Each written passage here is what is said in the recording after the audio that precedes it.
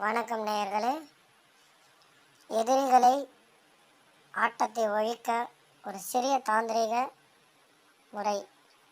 இதை எதிரிகள் உங்களுக்கு ஏதேனும் தவறு செய்தால் இதை செய்யலாம்.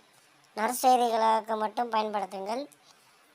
ஏதேனும் முன் விரோதம் இருந்து இதை பயன்படுத்தினால் அதில் உங்களுக்கே திரும்பும்.